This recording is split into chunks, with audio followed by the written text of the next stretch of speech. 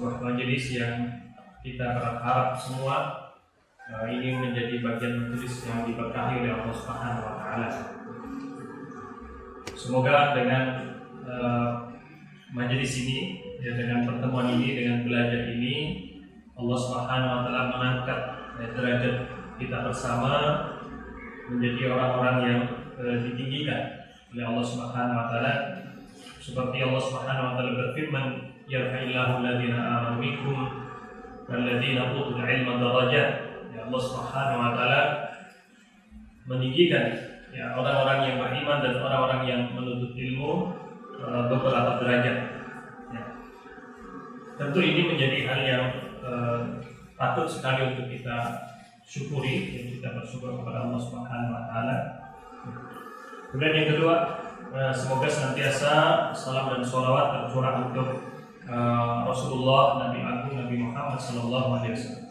Ya. Beserta juga untuk seluruh keluarga beliau, seluruh sahabat-sahabatnya, dan seluruh umatnya yang senantiasa setia mengikuti sunnah-sunnah beliau hingga akhir zaman. Apa sekalian yang dirahmati Allah Subhanahu wa taala, ya seperti kita ketahui bersama bahwasanya Allah Subhanahu wa taala berfirman, wa ma bikum min ni'matin fa minallah. Apapun yang ada pada diri kalian, ya itu adalah sebuah nikmat yang datangnya dari Allah Subhanahu wa taala. Ya. Semua yang kita miliki, ya iman kita, Islam kita, kesehatan kita, ya kesempatan yang ada, ini semuanya adalah bagian nikmat dari Allah Subhanahu wa taala yang sangat luar biasa, yang harus betul-betul kita syukuri. Ya. Apalagi kalau kita melihat kepada pesan Rasul sallallahu alaihi wasallam yang di mana beliau berpesan, "Tunduru ila man huwa asfala minkum, ya wala tanduru ila man huwa fawqakum, fa huwa asdaru alla tasdaru ni'matallahi 'alaikum." Ya. Cobalah lihat kepada orang-orang yang di bawah kalian. Ya. Orang yang mungkin secara kesehatan dia tidak sesehat kita. Mungkin secara iman, secara Islam mereka tidak seperti yang Allah berikan kepada kita. Dari sisi yang lain juga, mungkin mereka ada di bawah kita. Maka kalau kita melihat kepada mereka, Nabi mengatakan, "Fa huwa asdaru alla tasdaru ni'matallahi." Itu menjadikan kalian lebih bersyukur, ya, untuk mensyukuri nikmat yang Allah Subhanahu wa taala berikan kepada kita. Ya. Apalagi dengan standar Rasul sallallahu alaihi wasallam yang di dalam hadis yang sahih beliau mengatakan, "Man asbaha minkum aminan fi sirbihi wa mu'afan fi jasadihi wa 'indahu qut fi yawmihi." Ya. Ka'annahu hisat lahu dunya bi hafadhiha. Siapa di antara kalian yang bangun pagi yang dalam keadaan aman sentosa, yang tidak ketakutan, tidak ada kekhawatiran, kemudian wa mu'afan fi jasadihi, badannya sehat walafiat, wa 'indahu qut fi yawmihi, dan dia punya bekal untuk mereka makan pada hari itu, maka hisat lahu dunya bi hafadhiha. Maka seakan-akan betul-betul Allah Subhanahu wa taala sudah memberikan seluruh dunia dan isinya. Ya, artinya apa yang dicari oleh seseorang adalah berputar kepada tiga, ya keamanan, ketenangan, ketentraman. Yang kedua, badan yang sehat, ya badan yang sehat tidak sakit-sakitan. Yang ketiga adalah dia memiliki apa yang dia makan, ya untuk setiap hari ini. Ya. Maka siapapun orang yang kemudian sudah mendapatkan ini, maka dia seakan-akan mendapatkan dunia dan seluruh isinya. Ya, subhanallah. Artinya standar Rasul SAW itu tidak muluk-muluk, tidak tinggi-tinggi, yang menjadikan seseorang itu lebih mudah untuk mensyukuri nikmat Allah Subhanahu wa taala. Berbeda mungkin kalau ada seorang muslim yang selalu melihatnya ke atas, ya, melihat kepada orang yang lebih, ya, maka biasanya orang-orang seperti ini cenderung akan lebih susah mensyukuri nikmat yang sudah Allah berikan kepada. Ya, maka sekalian yang dirahmati Allah Subhanahu wa taala, semoga dengan jalan syukur ini, ya Allah Subhanahu wa taala senantiasa limpahkan kepada kita kebaikan-kebaikan, Allah lipat gandakan pahala kepada kita bersama, sehingga menjadikan hari-hari kita ke depan adalah hari-hari yang penuh hidayah, petunjuk, kebaikan yang datang dari Allah Subhanahu wa taala. Kemudian nafas dan rahmat Allah Subhanahu wa taala tentu di antara nikmat yang sangat luar biasa. Yang mana dengan nikmat itu Allah Subhanahu wa taala mengangkat derajat kita adalah nikmat iman dan Islam ini. Ya. Nikmat Islam dan iman. Ini betul-betul dirasakan ya bagi orang-orang yang memahami tentang hakikat Islam dan iman. Umar bin Khattab radhiyallahu anhu di saat beliau mengutus sahabat Amr bin As ya radhiyallahu anhu untuk menaklukkan Palestina saat itu. Ya, kemudian mengembalikan Masjidil Aqsa kepada kaum muslimin, maka orang-orang Nasrani saat itu setelah mereka menyerah, ya mereka dikepung, mereka mengatakan kami akan menyerahkan kunci Masjidil Aqsa dengan catatan yang datang adalah pemimpin kalian. Maka dikirimlah surat ke Madinah ya kepada Khalifah Umar bin Khattab.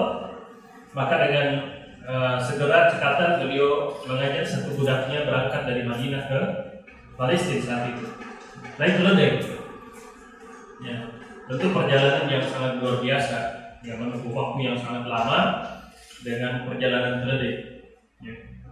Kemudian sesampainya beliau di Palestina, kemudian dilihat oleh orang-orang Nasrani, oleh orang ahli kitab saat itu, mereka heran, ya, apakah ini pemimpin kaum muslimin, ya, apakah seperti ini rajanya?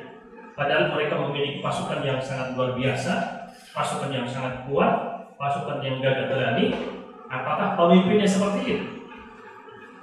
Karena yang ada dalam benak mereka namanya seorang pemimpin yang memiliki pasukan yang sekuat itu, ya, sebesar itu, maka gambarannya adalah seorang raja yang dikawal dengan pasukan besar, naik kereta yang indah, kemudian juga dijaga, ya, dengan penjagaan yang luar biasa. Tapi ternyata Khalifah datang hanya dengan satu budak, mengendarai keledai dengan perjalanan yang jauh, dengan pakaian yang seadanya. Nah, maka pada saat kemudian mereka mempertanyakan apa perkataan Umar bin Khattab dalam sikap ini, beliau mengatakan nahnu qaumun a'azzanallahu bil Islam, ya. Fa idza taghayna fi khairihi adanallahu lana. Subhanallah, ucapan seorang yang betul-betul memahami dan mensyukuri nikmat Islam. Beliau mengatakan, wahai orang-orang ahlul kitab, ketahuilah kami adalah bangsa, kami adalah kaum yang Allah muliakan kami dengan keislaman. Artinya apa? Kalau mencari harta, kami dulu pernah berharta. Ya, kita tahu Umar bin Khattab, para sahabat itu kaya juga mereka. Kalau berbicara tentang kekuasaan, mereka orang yang cukup disegani. Artinya hal-hal yang sifatnya duniawi mereka sudah punya. Tapi apa? Setelah mereka kemudian mendapatkan hidayah Islam dari Allah Subhanahu wa taala, semuanya itu tidak ada bandingannya dibandingkan dengan nikmat Islam dan iman ini. Sehingga apa? Kemudian begitu bangganya Umar bin Khattab mengatakan kami adalah bangsa, kaum yang betul-betul dimuliakan Allah dengan keislaman. Maka seandainya kami mencari kemuliaan-kemuliaan itu kepada selain Islam, maka sungguh Allah Subhanahu wa taala akan menghinakan kami. Subhanallah, sebuah ucapan yang sangat layak untuk menjadi bahan renungan bagi kita, ya, menjadi sebab kita semakin mensyukuri nikmat Islam, sekaligus juga kita menjadi orang-orang yang bangga dengan Islam, ya, menjadi orang yang bangga dengan Islam. Ya. Maka jangan sampai kemudian Islam yang kita kita peluk, ya, Islam yang kita miliki hanya sekadar sebuah warisan yang kita dapatkan dari orang tua kita. Ya, kita lahir dalam keluarga muslim, kemudian juga melihat orang tua kita menjalankan sholat, berpuasa, masyarakat kita juga melakukan seperti itu, kemudian kita juga karena terkondisikan dengan lingkungan seperti itu, kita menjalankan itu karena kebiasaan-kebiasaan yang kita temukan dalam keseharian. Maka hendaknya seorang muslim tidak seperti itu. Tapi hendaknya mereka berislam dan mereka menyadari, kemudian juga memahami tentang hakikat Islam serta kedudukan, dan yang paling penting adalah apa yang harus kita lakukan setelah kita berislam. Nah, ini yang paling penting. Jadi tentu tidak kemudian setelah kita berislam kemudian cukup semuanya, ya, tentu tidak. Maka dalam proses berislam kita lihat para sahabat mereka setelah bersaksi kepada Rasulullah SAW. Mereka mengatakan, ya Rasulullah, asyhadu an la ilaha illallah wa asyhadu annaka Rasulullah. Ya, wahai Rasulullah, bersaksikanlah, saya bersaksi bahwa saya tidak ada ilah yang benar kecuali Allah dan kami bersaksi engkau adalah utusan Allah SWT. Apa setelah itu kemudian mereka selesai? Tidak. Ternyata kita lihat bagaimana para sahabat setelah mereka berikrar tentang keislaman, mereka kemudian mengislamkan kehidupan mereka. Mereka mengislamkan akidahnya, mengislamkan ibadahnya, mengislamkan pakaiannya, mengislamkan tutur katanya, mengislamkan adat kebiasaan, semuanya diislamkan. Nah, ternyata inilah yang dimaksud dengan Islam yang diinginkan oleh Rasulullah SAW, sehingga Islam itu menjadi manhajul hayat. Islam itu betul-betul menjadi pedoman hidup. Islam itu betul-betul menjadi rambu-rambu. Islam itu betul-betul terinternalisasi pada diri seorang muslim, sehingga seperti yang dikatakan oleh para ulama, Rasulullah itu tidak mencetak Al-Quran dalam lembaran-lembaran kertas, tapi Rasulullah mencetak Al-Quran pada manusia-manusia yang berjalan, ya, seperti para sahabat.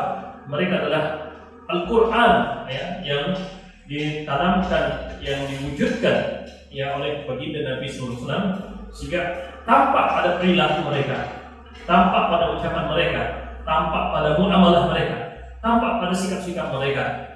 Sebagaimana Aisyah mengatakan, kana khuluquhul Quran, Rasulullah itu adalah akhlaknya Al-Quran, dan Rasul itu kemudian mentarbiyah, menanamkan ini kepada para sahabat. Ya. Maka hal sekalian yang dirahmati Allah Subhanahu wa taala, ini harus kita betul-betul sadari dan kita harus pahami bahwasanya Islam itu tidak hanya sekedar sebagai sebuah pengakuan, ya, dalam lisan kita, tapi Islam memiliki konsekuensi yang memang itu harus kita wujudkan dalam kehidupan ini. Ya. Tadi sudahkah akidah kita, akidah Islam, sudahkah iman kita, keyakinan kita, keyakinan yang Islami, sudahkah tutur kata kita, sudahkah penampilan kita, sudahkah sikap-sikap kita itu adalah mencerminkan nilai-nilai Islam dalam kehidupan kita, ataukah kita hanya sebatas keislaman itu menjadi sebuah ucapan yang menghiasi lisan-lisan kita. Ya. Akhwat sekalian yang dirahmati Allah Subhanahu wa taala, secara khusus antuna, ya, sebagai seorang mukminah, sebagai seorang muslimah, tentu sangat-sangat wajib untuk bersyukur kepada Allah Subhanahu wa taala. Coba kita lihat sebelum Islam, ya, bagaimana manusia zaman itu memperlakukan kaum wanita. Ya. Orang-orang Yunani, ya, mereka menganggap wanita hanya sebagai hiburan. Ya. Kemudian orang-orang Persia juga seperti itu. Ya. Kemudian juga orang Romawi, ya, mereka bahkan berkebiasaan bahwasanya wanita itu bisa diwariskan. Ya. Misalkan ada seorang laki-laki dia menikah, maka istrinya itu bisa diwariskan kepada anak-anaknya. Waliyadzubillah. Begitu juga misalkan kita lihat di dalam tradisi Arab jahiliyah, ya, tradisi Arab jahiliyah seperti yang kita sudah ketahui bersama, ya. Allah Subhanahu wa taala ibaratkan ataupun isyaratkan di dalam surat An-Nahl ayat 58. Dikatakan, wa idza busyira ahadukum bil untha dhalla wajhuhu muswada wa huwa kadhib. Ya.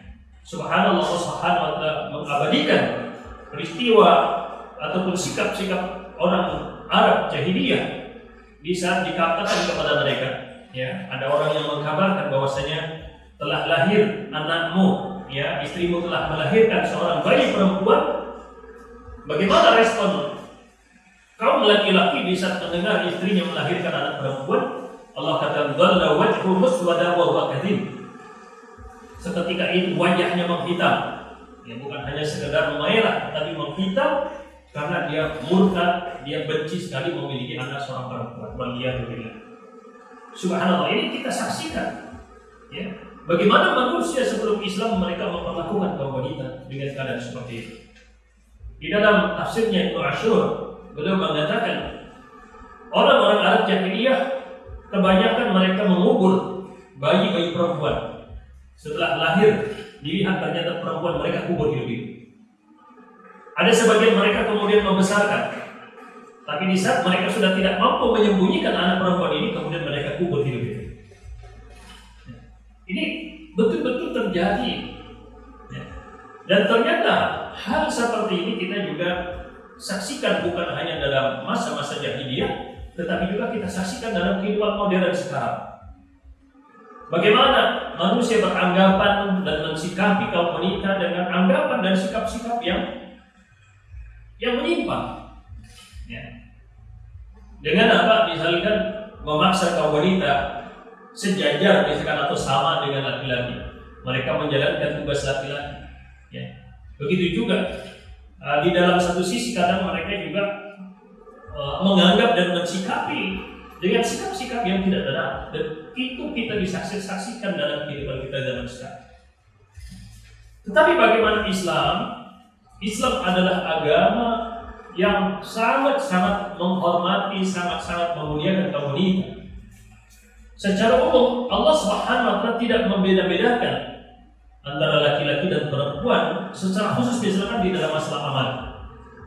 Ya, di dalam masalah amal, ya, di dalam Islam, ya, misalkan Allah Subhanahu wa taala ya memberikan rambu-rambu, di antaranya di dalam surat An-Nisa ayat 19.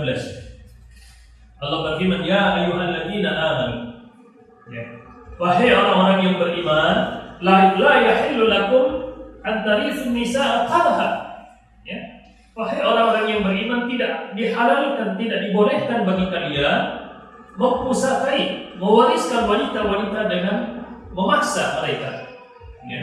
Begitu juga dikatakan tidak boleh kalian mengambil apa yang sudah kalian berikan kepada mereka, kecuali mereka melakukan perbuatan-perbuatan yang hina, yang perbuatan-perbuatan yang celaka. Setelah itu Allah Subhanahu wa taala berfirman, wa ashiruhunna bil ma'ruf, maka pergaulilah, ya, bersamailah kaum wanita, istri-istri kalian bil ma'ruf, dengan cara yang baik, ya, dengan cara yang baik, dengan cara yang sopan, dengan cara yang lembut, ya, sebagaimana karakter kaum wanita. Dan Allah Subhanahu wa taala mengabarkan juga, mengatakan juga, fa in karihtumuhunna fa asa an taqra'u syai'an wa yaj'alullahu fihi khairan katsiran. Ya. Kembali kepada tabiat manusia yang tidak sempurna, maka Allah ingatkan kepada kaum laki-laki, seandainya engkau mendapatkan istrimu ada bagian-bagian yang tidak engkau sukai, entah mungkin ada ucapannya, ada sikapnya, ada perbuatan yang mungkin engkau tidak ridho pada satu bagian-bagian tersebut, tapi Allah katakan wa yaj'alullahu fihi khairan katsiran.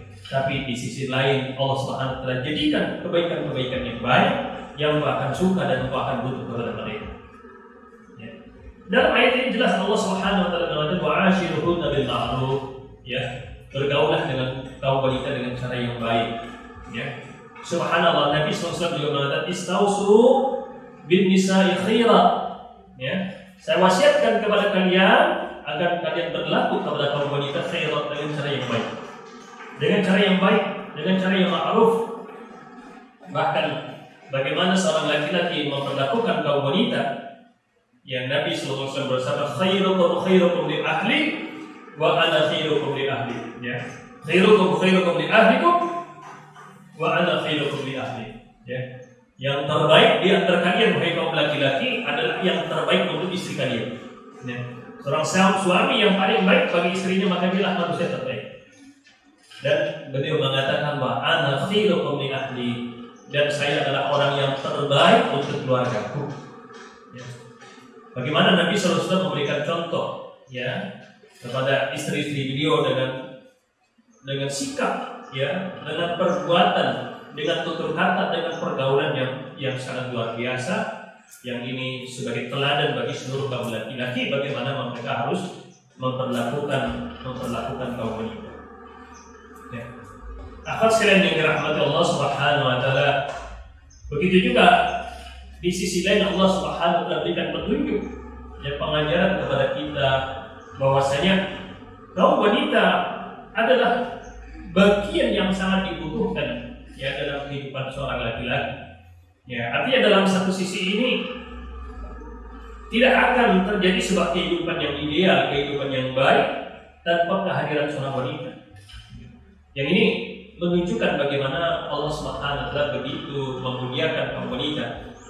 Misalkan Allah Subhanahu wa taala dalam surat Rum, ya dalam surat Ar-Rum ayat 21 Allah berfirman wa min ayatihi an khalaqu lakum min anfusikum azwaja litaskunu ilaiha wa ja'ala bainakum mawaddah wa rahmah inna fi dzalika laayatin liqaumin yatafakkarun. Sungguh di antara tanda-tanda ayat Allah Subhanahu wa taala, tanda kekuasaan Allah Subhanahu wa taala adalah Allah menciptakan ya untukmu istri-istri dari jenismu sendiri. Ya, manusia dari jenis manusia. Allah ciptakan untuk kaum laki-laki istri untuk mereka. Ya, yang tujuannya adalah kita suruh ilaiha, ya, yang menjadi sebab datangnya ketenangan dalam kehidupan, ya. Kemudian waja'ala bainakum mawaddah wa rahmah, dan menjadikan kehidupan di antara kalian menjadi kehidupan yang mawaddah, saling mencintai, warahmah dan saling menyayangi. Ini hal yang sangat kemudian luar biasa. Bagaimana seorang laki-laki harus menyadari tentang keutamaan ini. Ya, sehingga kemudian apa?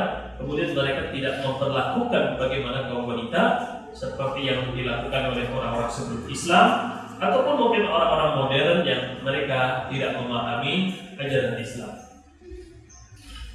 Kemudian akhwat sekalian yang dirahmati Allah Subhanahu wa taala, dalam ayat lain juga misalkan Allah Subhanahu wa taala mensikapi kaum wanita dengan huwal libasul lakum wa antum libasul lahum. Ya.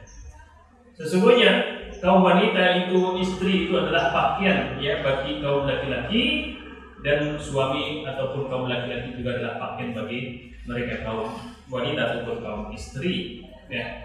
Ada kesetaraan dalam hal-hal seperti ini. Bahkan tadi di dalam misalkan di dalam amal soleh, ya Allah Subhanahu tidak membeda-bedakan antara laki-laki dan perempuan. Dikatakan man amila shalihan min dzakarin aw untha wa huwa mu'min. Ya.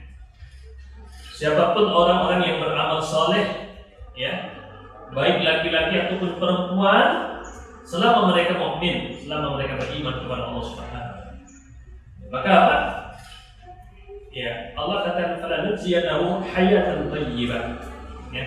Maka kami akan berikan kehidupan yang baik untuk mereka dan diberikan balasan yang jauh lebih baik lagi. Ya. Subhanallah, Allah Subhanahu wa taala tidak membeda-bedakan di sini, ya. Jadi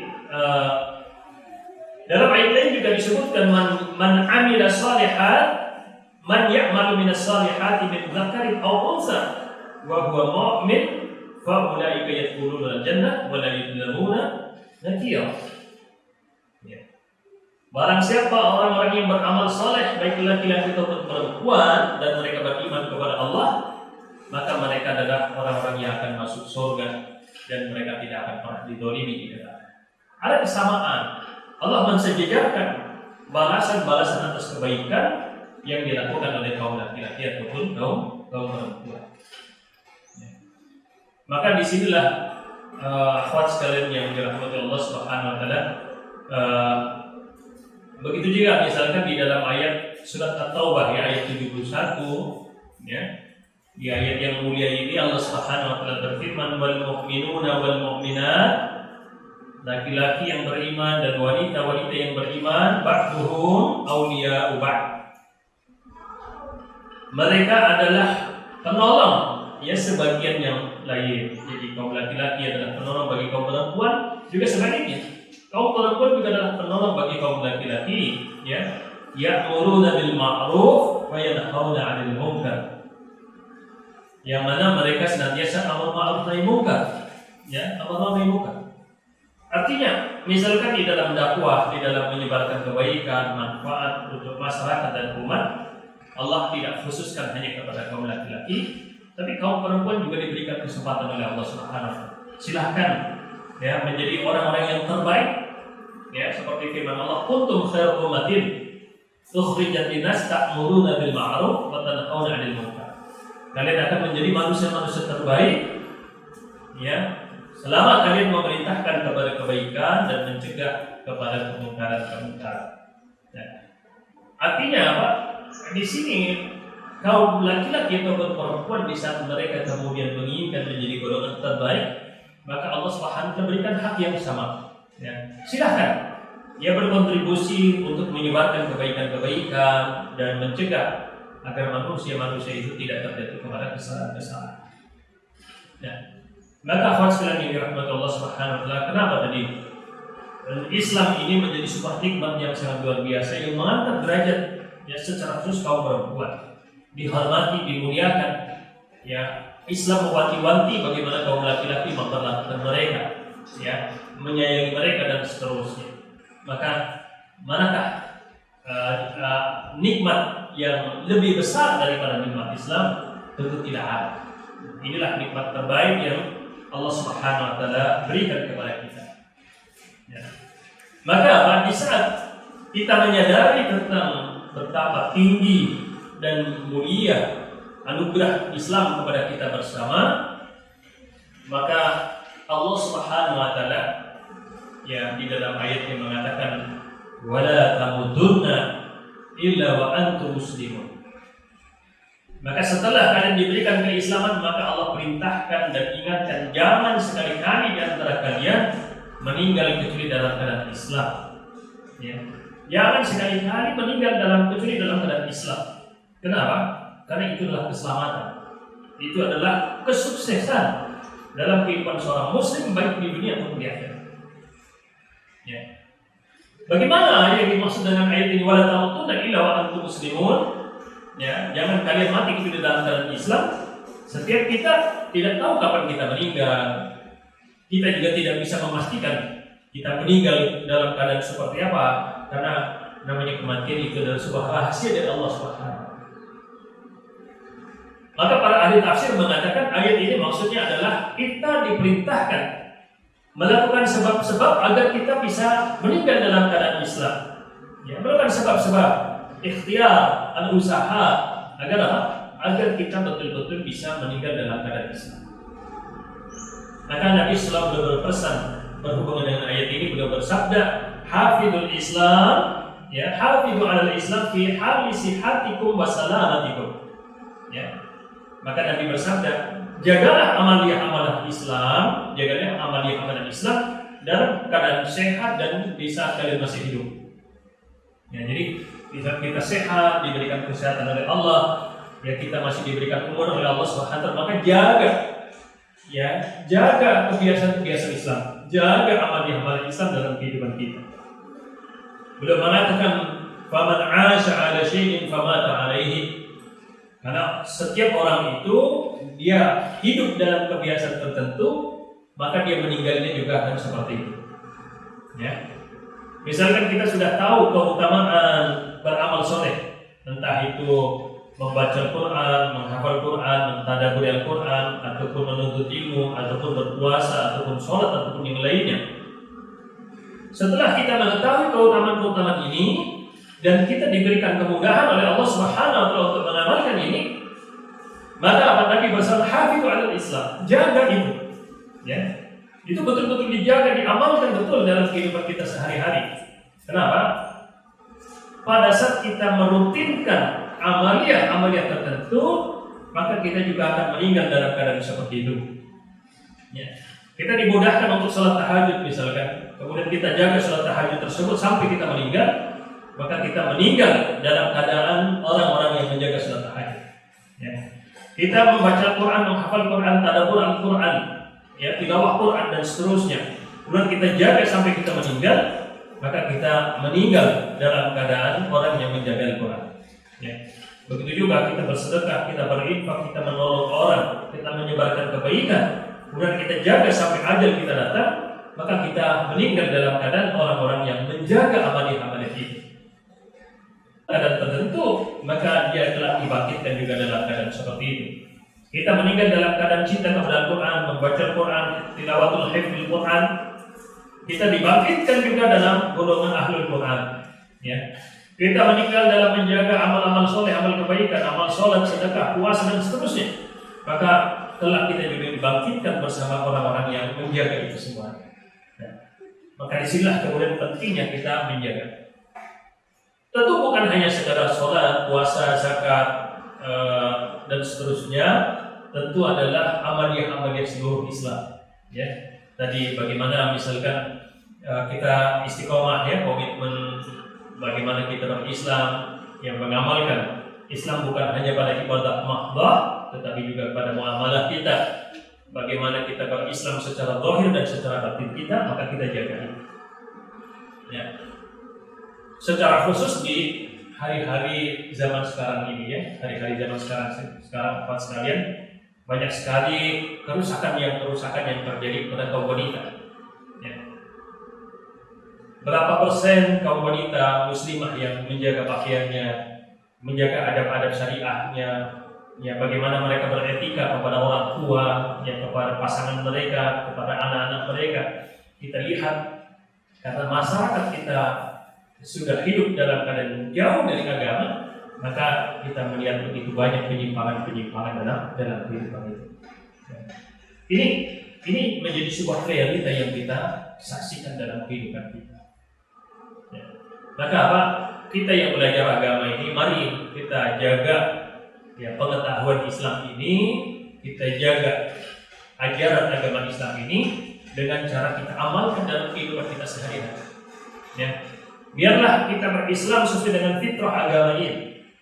Allah Subhanahu wa taala menciptakan laki-laki dengan seperangkat tugas yang Allah berikan kepada kaum laki-laki. Begitu juga seorang wanita diciptakan oleh Allah SWT dengan fitrahnya sebagai seorang wanita, dengan tugas-tugas yang sesuai dengan fitrah juga kaum wanita.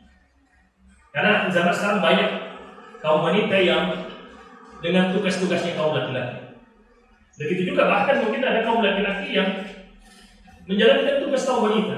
Waliyadzubillah. Maka ini menjadi sebuah penyimpangan. Dan ini tentu menjadi sebuah kerusakan yang harus kemudian tidak boleh dibiarkan. Ya. Laki-laki dengan tugasnya ya yang begitu banyak, yang luar biasa, dan itu tidak mungkin akan bisa dijalankan maksimal oleh kaum wanita. Begitu juga kaum wanita dengan segala tugas yang Allah amanahkan kepada kaum wanita, tentu juga tidak mungkin mereka harus menduakan dengan tugas-tugas kaum laki-laki. Ya. Banyak di antara para asatidzah yang mengatakan kaum wanita adalah tercipta dari tulang rusuk kaum laki-laki, ya. Tercipta dari tulang rusuk Adam. Sehingga tidak mungkin kaum wanita itu kemudian menjadi tulang punggung. Ya, tidak mungkin kaum wanita itu menjadi tulang punggung karena memang secara fitrah Allah Nabi sudah kabarkan kaum wanita adalah kaum yang tercipta dari tulang rusuk. Ya. Tapi betapa banyak zaman sekarang yang kemudian kaum wanita ya dengan segala semangat dan ketidaktahuan mereka menjalankan tugas-tugas sebagai kaum laki-laki. Dan ini pasti akan berdampak keburukan kepada banyak hal. Ya. Sehingga kemudian muncullah berbagai persoalan dalam kehidupan rumah tangga, ya dengan pasangannya, dengan anak-anaknya dan seterusnya. Kenapa? Karena memang tugas utamanya mereka abaikan di situ. Mereka lebih menjalankan tugas-tugas yang sebenarnya bukan tugas sesuai dengan fitrah mereka itu. Ya.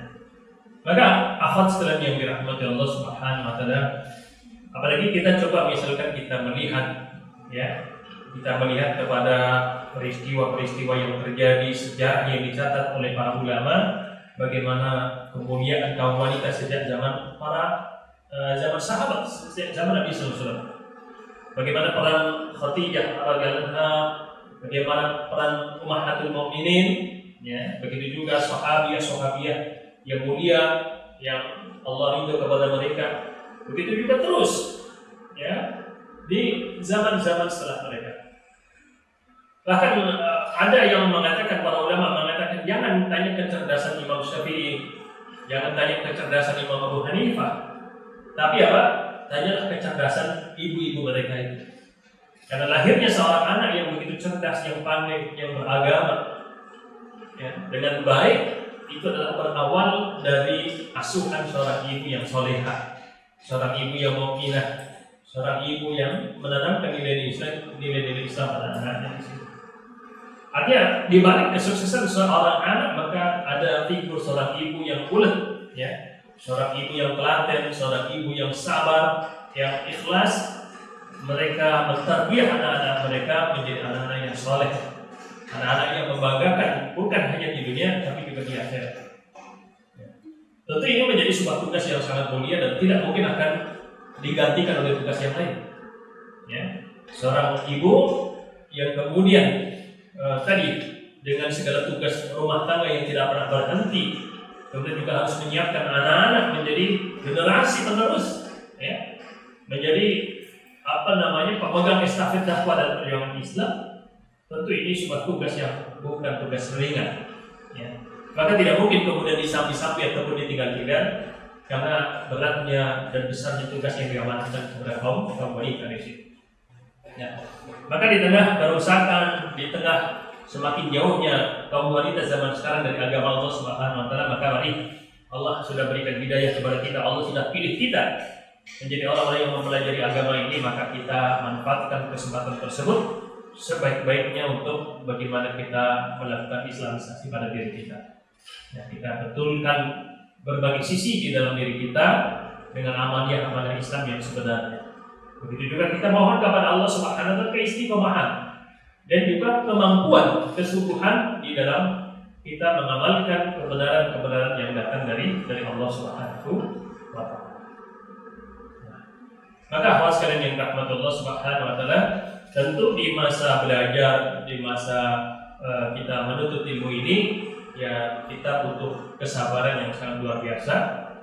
Ya, seperti nasihat Imam Syafi'i, beliau mengatakan orang siapa yang tidak sabar ya dengan pahitnya ya waktu-waktu menuntut ilmu, waktu-waktu belajar, maka dia harus sanggup ya menahan pahitnya di masa tua.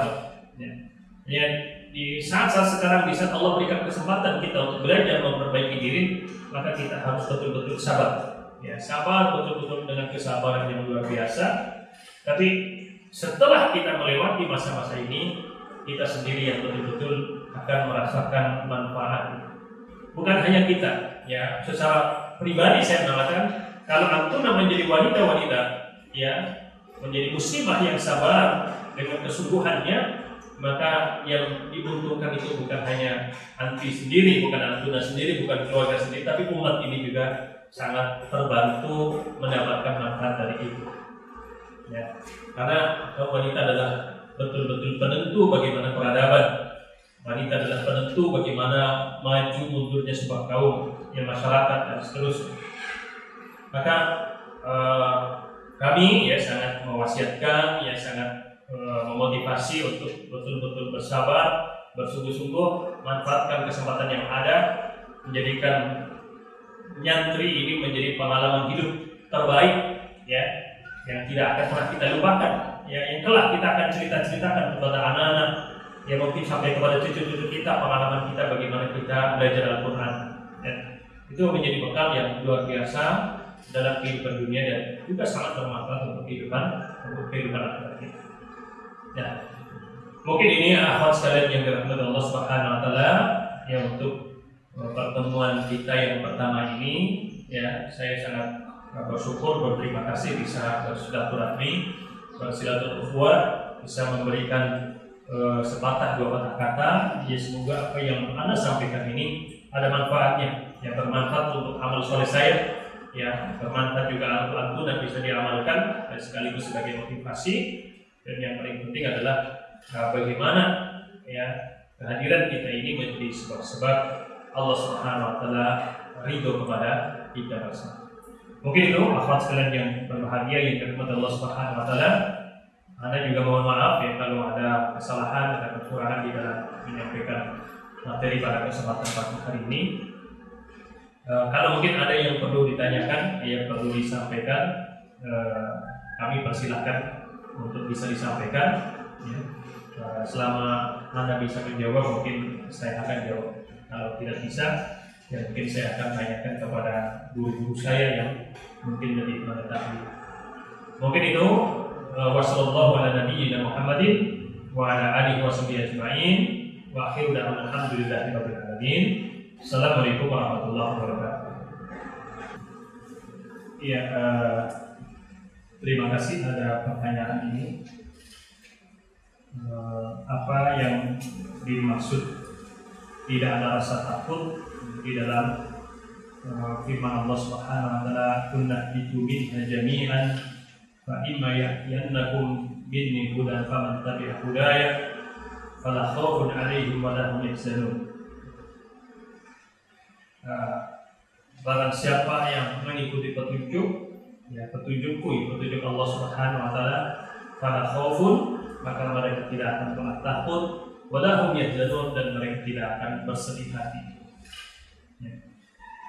Apa sekalian yang dirahmati Allah Subhanahu wa taala, kita harus betul-betul yakin dan percaya bahwasanya Islam itu adalah petunjuk yang sempurna dan paripurna. Ya. Kenapa?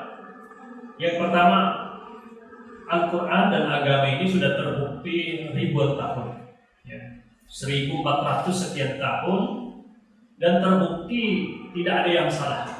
Ya. Siapapun yang mengikuti petunjuknya dia benar. Siapapun orang yang beragama dengan benar, dia akan menjadi orang benar, orang sukses dunia akhirat. Ya. Begitu juga di sisi lain, Al-Quran ataupun agama ini mengingatkan, memperingatkan kita dari berbagai kesalahan, dan kita lihat orang-orang yang berani mereka melanggar, ya, larangan-larangan Allah SWT. Kita juga saksikan betul-betul mereka menjadi orang-orang yang merugi. Maka petunjuk itu adalah cahaya yang mengantarkan kita kepada berbagai kebaikan. Kemudian juga misalkan di dalam setiap kita mengawali segala sesuatu, ya. Nabi sudah bersabda, kullu amrin dibalik bima lam yadhkur ismallah alaihi fa huwa aqta. Ya. Segala sesuatu yang dimulai tanpa mengucapkan bismillah maka dia terputus. Jika di dalam kita mengawali berbagai aktivitas kita mengawali dengan bismillahirrahmanirrahim. Apa di antara maksud ini? Di antaranya adalah kita mengawali segala sesuatu dengan nama Allah yang Rahman dan Rahim, yang kasih sayang, yang maha baik, yang maha mencintai kita. Sehingga apa? Di dalam setiap waktu, setiap keadaan, kita itu mengikuti perintah, ya. Kita tumbuh kesadaran dalam diri kita mengikuti petunjuk dan perintah dari Zat yang begitu mencintai kita, yang begitu menyayangi kita. Sehingga tidak mungkin namanya perintah dan petunjuk Allah itu kemudian menyengsarakan kita, itu sesuatu yang tidak mungkin. Ya. Bahkan mungkin kalau rasanya pun kita ikuti ternyata rasanya pahit, rasanya capek, mungkin kita ada gangguan di situ, tapi kita yakin di balik itu pasti ada kebaikan. Seperti seorang orang tua, seorang ibu dan bapak yang begitu mencintai anaknya, kemudian melihat ada kesalahan yang dilakukan oleh anak, sehingga kemudian anak itu dihukum, maka tidak mungkin kita mengatakan orang tua yang begitu mencintai anaknya, kemudian dengan tega dia menyakiti anaknya dengan hukuman tersebut. Itu tidak mungkin. Sepertilah kita mungkin pernah mengalami dijewer sama orang tua kita, dimarahi sama orang tua kita, tapi kita semua yakin bahwasanya itu bukan maksudnya orang tua menyakiti kita. Tapi apa? Karena orang tua menginginkan kita menjadi baik, ya, sehingga kadang perlu untuk dijewer, perlu untuk dimarahi. Begitu juga kadang manusia, ya, diingatkan untuk kembali kepada Allah itu dengan berbagai macam cara. Ya. Maka ada yang teguran, ada ujian, ada musibah dan seterusnya. Tujuannya adalah agar manusia itu kemudian kembali kepada Allah Subhanahu wa taala. Ya. Maka orang-orang yang tadi mengikuti petunjuk Allah yang begitu kasih sayang mencintai kita, tentu kita tidak mungkin akan pernah ragu dan takut. Kita lihat Nabi Musa alaihissalam. Nabi Musa bersama pasukan dikejar oleh Fir'aun, kemudian sampailah di Laut Merah. Apa yang terjadi? Mereka mau melangkah ke depan, tidak mungkin, tenggelam di samudra.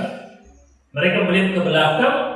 Ternyata pasukan Fir'aun semakin dekat dengan senjata-senjata mereka. Apa yang kemudian dirasakan oleh Nabi Musa alaihissalam? Maka pengikut Nabi Musa mengatakan, Inna lamudrakun. Wahai Musa, sungguh kita akan ketangkap, kita akan mati semua ini. Apa jawaban Nabi Musa? Ini contoh. Ya, beliau mengatakan, Inna ma'iya Rabbi sayahdin. Ya, dia kalla inna ma'iya Rabbi sayahdin. Nabi Musa tidak mungkin kita akan sengsara, tidak mungkin kita akan celaka, tidak mungkin kita akan dibantai oleh pengikut Fir'aun, tidak mungkin itu. Kenapa? Inna ma'iya Rabbi, karena saya bersama Rabbku. Artinya kita melarikan diri dari Mesir, Musa itu dengan perintah Allah Subhanahu wa taala. Dengan perintah Allah Subhanahu wa taala, dan apa? Pasti Allah tidak mungkin akan menelantarkan. Tidak mungkin Allah akan menjerumuskan kepada kerusakan, kebinasaan, tidak mungkin itu. Tapi apa? Musa mengatakan saya Allah akan memberikan jalan keluar untuk kita. Sehingga tidak pernah sedih, tidak pernah takut. Kalau itu dilakukan karena perintah Allah Subhanahu wa taala. Ya. Begitu juga di dalam ayat mengatakan wala takhafu wala tahzanu wa antumul a'laun in kuntum mu'minin. Ya, kenapa ngapain kalian takut? Ngapain kalian sedih? Ya, kalian adalah orang-orang yang tinggi, orang-orang yang dimuliakan oleh Allah selama kalian orang-orang yang beriman kepada Allah Subhanahu wa taala. Ya. Maka orang-orang yang mengikuti petunjuk Allah Subhanahu wa taala, mereka tidak pernah khawatir. Ya. Tidak mungkin akan dicelakakan oleh Allah. Bahkan di dalam hadisnya Nabi mengatakan man taraka syai'an urida lahu khairan min.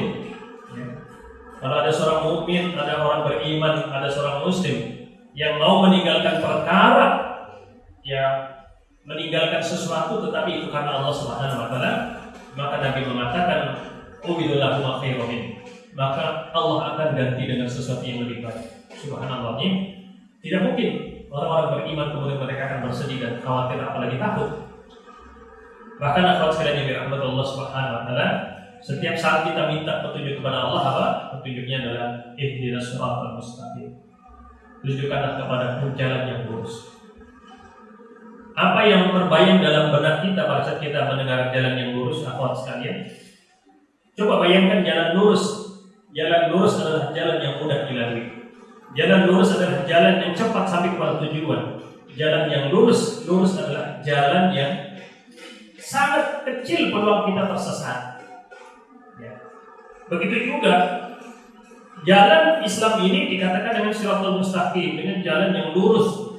Maka barang siapa yang ingin cepat kepada kesuksesan, barang siapa yang ingin cepat selamat, barang siapa yang ingin sukses dalam kehidupan dunia akhirat, maka ikutilah petunjuk Allah dalam segala hal. Ya, dalam bidang ekonomi, politik, sosial, budaya, dalam pendidikan, dalam kita apapun dalam keseharian kita. Kalau kita ingin cepat sukses, maka ikutilah petunjuk agama. Ya, kenapa? Karena petunjuk agama adalah jalan yang lurus dari mudah dilalui. Mudah dilalui, cepat sampai tujuan. Ya, tidak belok-belok, tidak nanjak, tapi lurus. Nah, sehingga orang-orang beriman mereka tenang, mereka menikmati perjalanan hidupnya selama itu mengikuti petunjuk Allah Subhanahu. Tapi sebaliknya, orang-orang yang tidak mengikuti petunjuk Allah, mereka mengikuti petunjuk selain Allah, yang terjadi kekhawatiran, ketakutan, dan seterusnya. Contoh saja, ada sebagian masyarakat yang mereka punya tradisi, ya misalkan memandikan keris ataupun mereka biasa ngasih sesaji. Maka pada saat mereka lupa tidak memandikan senjatanya ataupun mereka tidak mengasih sesaji, apa yang terjadi? Yang terjadi adalah kekhawatiran, takut nanti terjadi apa-apa. Jadi contoh ya, berarti petunjuk. Selain petunjuk Islam itu akan melahirkan berbagai kekhawatiran, ketakutan dalam diri. Tapi petunjuk Allah Subhanahu wa taala adalah petunjuk yang lurus, yang terang, yang cepat mengantarkan kita kepada kesuksesan, kebaikan, ya di dunia ataupun di akhirat. Allah lebih. Ada pertanyaan, bagaimana cara membersihkan hati? Berhubungan dengan masalah hati ini, kita ingat hadis Nabi Sallam, ya dikatakan ala wa inna fil jasadi mudghah idza salaha salaha al jasadu kullu wa idza fasada fasada al jasadu kullu ala wa hiya al qalbu. Ingatlah di dalam diri kita, badan kita ada segumpal darah. Kalau segumpal darah itu baik, maka baik seluruhnya. Tapi kalau segumpal darah itu adalah buruk, maka buruk seluruhnya, yaitu adalah hati kita. Akhwat sekalian, ternyata hadis ini bukan diketahui oleh orang muslim saja. Setan, iblis juga tahu. Sehingga apa? Sehingga setan dan iblis juga berusaha bagaimana menguasai hati. Sebab kalau hati itu dikuasai, hati itulah raja. Ya, hati itu adalah raja dan seluruh anggota tubuh kita adalah prajurit. Sehingga apapun yang diinginkan oleh hati maka akan dijalankan oleh anggota badan kita. Ya, ternyata setan itu juga mereka tahu, sehingga setan berusaha bagaimana mereka menguasai hati. Kalau hati sudah dikuasai maka dikuasai seluruh tubuhnya. Ibnu Qudamah dalam Minhajul Qasidin juga mengatakan, sesungguhnya di dalam hati manusia itu ada pintu-pintunya. Ya, jadi sekali lagi di dalam hati manusia itu ada pintu-pintunya, di mana setan itu akan masuk, bercokol di dalam hati dan menguasai hati. Ya. Tahukah apa itu pintu-pintu di dalam hati kita? Pintu-pintu di dalam hati kita yang pertama adalah amarah, ya, rasa marah ataupun marah, hasad, dengki, tergesa-gesa. Kemudian juga tamak, rakus, ya. Kemudian juga suka menghiasi rumah, ya. Ini nanti bisa dicek di kitab Minhajul Qasidin tentang pintu-pintu hati di mana setan masuk ke dalam diri kita. Artinya apa? Kalau kita lihat orang tergesa-gesa, maka setan sudah menguasai karena dia masuk lewat pintu tergesa-gesa, dia bercokol di dalam hati kita. Maka orang yang tergesa-gesa itu setan yang mengendalikan. Maka orang tergesa-gesa, ilmunya nggak dipakai, imannya nggak dipakai, Islamnya nggak dipakai. Marah juga begitu. Kalau orang marah, pintu hatinya terbuka, setan masuk. Maka orang marah sudah tidak pakai ilmu lagi, tidak pakai Islam lagi, tidak pakai iman lagi. Yang terjadi adalah emosi, setan itu yang berkuasa. Bahkan orang marah terlihat wajah orang marah, wajahnya memerah, urat-uratnya mengeras, ya badannya menegang, tubuhnya gemetar, dan itu adalah pengaruh daripada setan itu. Dan orang marah sekali lagi betul-betul dikuasai oleh setan.